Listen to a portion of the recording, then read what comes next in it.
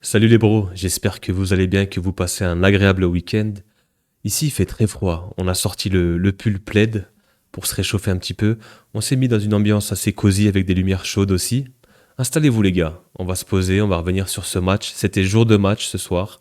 Le Real se déplaçait à Gérone, victoire assez tranquille, 3 buts à 0. Voilà, je vais me faire une première petite analyse sur cette première partie de saison. Ça va être très simple. Le Real, fort contre les faibles, faible contre les forts. Tout simplement. Tu perds contre le Barça, tu gagnes contre les Ganes. Tu perds contre Liverpool, tu gagnes contre Retafe. Tu perds contre l'Athletic Club, tu gagnes contre Gérone. Voilà, c'est un ping-pong. C'est la première analyse que je me fais à chaud comme ça sur cette première partie de saison.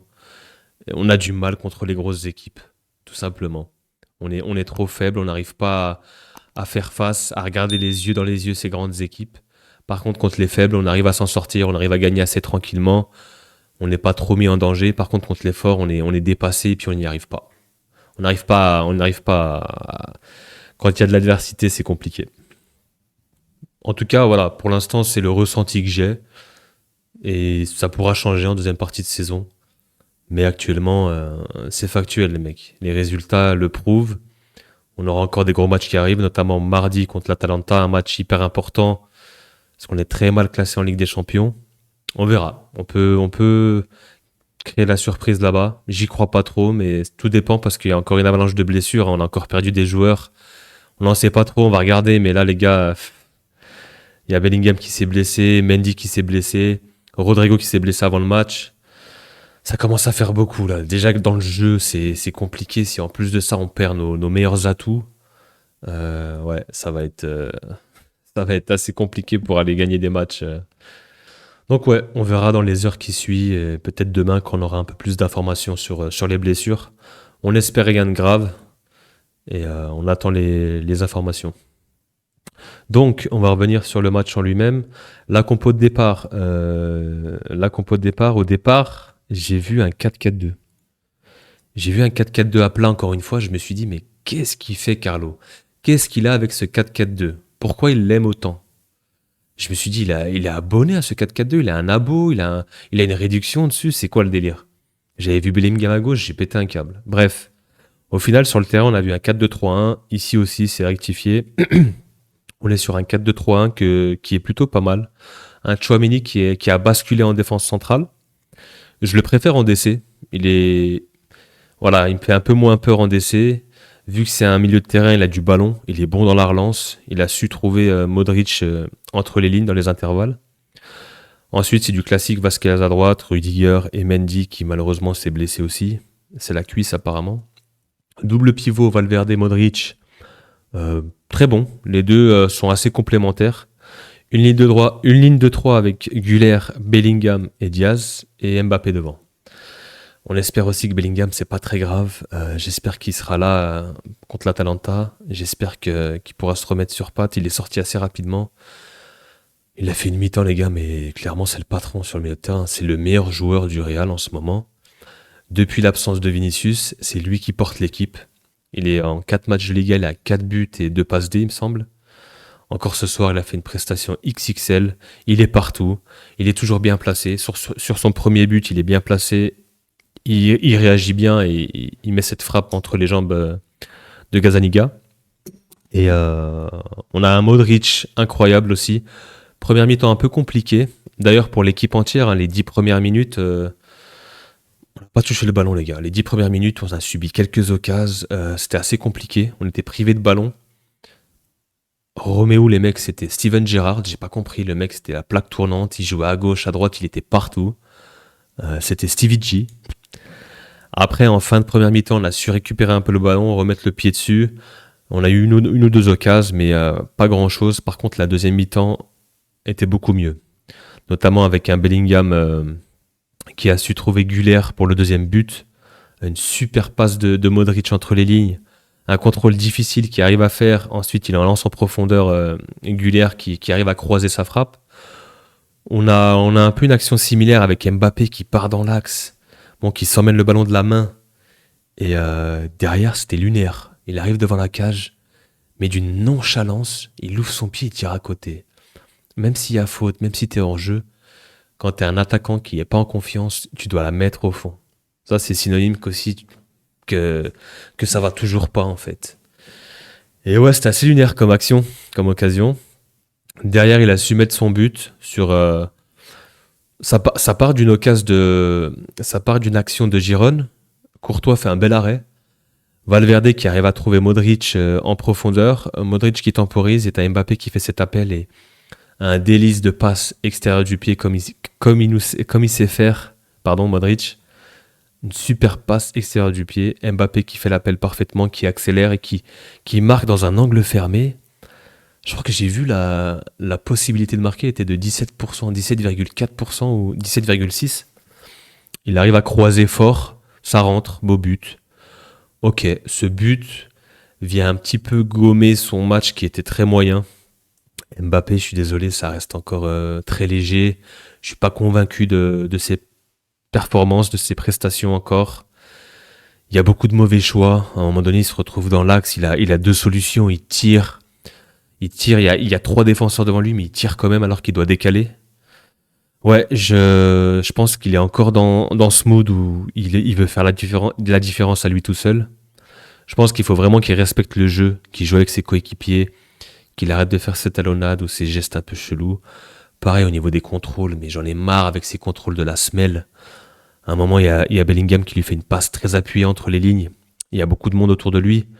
Il va pour faire un amorti semelle, il rate complètement son contrôle, le ballon part dans tous les sens. À un moment donné, il faut reprendre les bases. Contrôle intérieur du pied, on fait des passes simples, on se déplace, pas de facétie. Et ouais, non, c'est compliqué. Mbappé, moi, je suis pas encore satisfait, je suis pas encore convaincu. Malgré ce joli but, c'est une prestation assez moyenne. Sa note, moi, je suis pas d'accord. J'aurais peut-être mis un 6-5, 7 grand max. Brahim Diaz, un peu discret, hein, il est passé un peu à travers de ce match. Même si c'est lui sur le premier but qui fait un joli débordement sur le côté gauche. Il fait ce centre en retrait qui est dégagé un peu en catastrophe et Bellingham qui surgit bien. Et voilà. Grosso modo, un match assez tranquille, à part les premières minutes où Giroud nous a un petit peu mis en danger. Mis à part ça, le Real était en gestion. Voilà, on est fort contre les faibles, mais on est faible contre les forts, comme j'ai dit, les gars. On n'y arrive pas contre les grosses équipes. Contre les petites équipes, que ce soit à l'extérieur ou à domicile, on y arrive, il n'y a pas de problème. Justement, on a pris des points, on est là grâce à ça. On va regarder le classement, mais on est toujours là, sachant que le Barça, je suis pas revenu dessus, mais le Barça a fait match nul, il me semble. Le Barça a fait un joli match nul et s'est fait rejoindre à la dernière minute par Hassan Diao. Je vous avouerai que j'étais assez content quand j'ai vu ça. Le Barça qui perd des points, encore, à l'extérieur, contre une valeureuse équipe du Betis. Ce qui fait qu'au classement, on est toujours là, on est toujours collé, on lâche rien, on a toujours ce match en retard qui sera joué le 2 janvier, et on est toujours à 2 points. On va voir ce que fait l'Atlético Madrid demain. Mais ouais, ça reste serré. C'est du coude à coude, comme j'ai dit, et à mon avis, on va peut-être avoir une bataille tout au long de la saison. Hein. C'est fort possible, ouais. Donc ouais, bonne opération pour le Real. On prend les 3 points. On reste accroché au Barça. On les laisse pas prendre de l'avance. On les lâche pas. Par contre, ouais, dans le jeu, ça reste quand même compliqué. Hein. Franchement, les gars, il y avait une équipe de Girone qui a plutôt bien entamé son match. Mais mis à part ça, en deuxième mi-temps, ils se sont éteints. Ils sont clairement éteints. Donc, il n'y avait pas forcément d'adversité. Par contre, dès qu'il y a de l'adversité, une belle équipe en face, le Real ronronne. Le Real a du mal. A du mal contre les gros. Et surtout que dans le jeu, je trouve qu'il n'y a pas beaucoup de. Il n'y a pas beaucoup de, comment dire, d'attaques placées, de circuits préférentiels. On a du mal à trouver cette patte, en fait. J'ai l'impression que on attend un exploit individuel ou un penalty ou quelque chose, ou un contre. Dans le jeu, je trouve pas qu'en première mi-temps, on a eu du mal à construire, à avoir des occasions, à se créer quelque chose. Et on attend toujours voilà, un Bellingham ou un Mbappé ou quelqu'un ou un Vinicius quand il est là. Et je trouve que dans le jeu, bah ouais, ça manque de créativité, d'une patte. On voit pas grand-chose en fait. Et ça m'inquiète un petit peu. Et défensivement, cette année, on est nul. Franchement, les gars, les 10-15 premières minutes, mais il y a des boulevards. Mais on se prend des actions, des débordements, on s'est pris au moins 4-5 actions en 5 minutes. C'était fou. Défensivement, il y a un problème. Au milieu de terrain aussi. Au milieu de terrain, Modric a été dépassé un petit peu par les événements. Modric, avec tout le talent qu'il a, tout le grand joueur qu'il est, à 39 ans, force est de constater que ça commence à être compliqué pour lui. Que l'intensité, le rythme au milieu de terrain, en première mi-temps, il perd un ballon, il tergiverse, il tacle, il perd ce ballon, ça part en contre-attaque. Plusieurs fois, ça lui est arrivé, dans les autres matchs aussi. Il a du mal. À son âge, c'est normal. Voilà, il sera toujours capable ici et là, de faire une belle passe en profondeur, un joli extérieur du pied. Ça fait toujours plaisir de voir ses gestes, c'est vraiment la classe, vraiment. Mais voilà, en termes d'intensité, de rythme, de niveau, il va avoir 40 ans, ça commence à être compliqué pour lui, hein. Il va falloir gentiment le remplacer. Et on sent que des fois, il est dépassé. Il est clairement dépassé par le rythme, par l'intensité. Et ça peut nous porter défaut. Et des fois, il y a des espaces, il y a des boulevards et l'équipe est pas en place. Les défenseurs se retrouvent en 1 contre 1. C'est ce qui s'est passé les 15 premières minutes. Donc ouais, il y a beaucoup de doutes là-dessus. Assez inquiet. Il n'y a pas assez de sécurité. Je suis pas assez rassuré à ce niveau-là. On a toujours un Valverde qui peut compenser avec ses courses. Il peut toujours venir couvrir. Mais ouais, Modric, je le verrais plus. Bon, là, c'était Giron. Voilà, il peut jouer titulaire. Surtout la deuxième mi-temps qu'il fait, elle est magnifique. Pour moi, il peut rentrer dans la discussion il peut être MVP du match. Il me semble que c'est Bellingham, je suis même pas sûr. Mais tout un match en Ligue des Champions, par exemple contre l'Atalanta, je préférais pas l'avoir titulaire. Il peut rentrer en fin de match pour gérer, pour garder le ballon, pour fluidifier un peu le milieu de terrain.